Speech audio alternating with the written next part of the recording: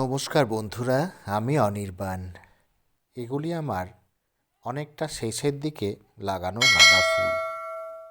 এখন এত পরিমাণে গাঁদা ফুল ফুটছে, বাইরে থেকে আমাকে ফুলের মালা কিনতে হচ্ছে না। প্রতিদিন ঠাকুর পুজোর ফুলটা বাগান থেকে সংগ্রহ হয়ে যাচ্ছে।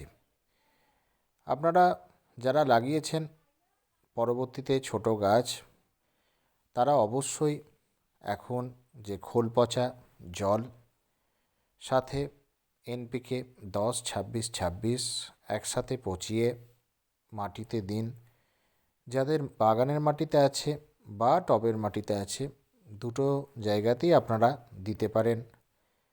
যদি খোল পচা না দেন, তাহলে শুধুমাত্র 10-26-26 ভিজে জল, সেই জল আপনারা দেবেন।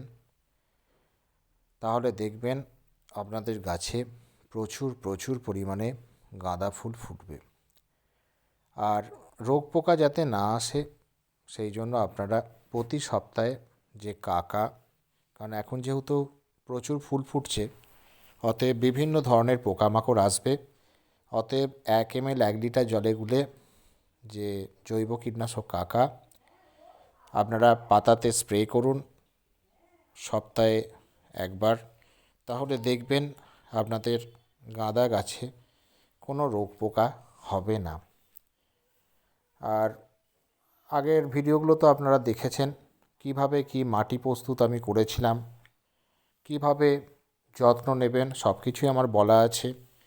ভিডিওগুলো বেশি পরিমাণে দেখুন, সেই দেখে আপনারা গাছ করুন, তাহলে দেখবেন প্রচুর প্রচুর ফুল পাবেন। আর এখন কোনো কুঁড়ি কাটার ব্যাপার নেই।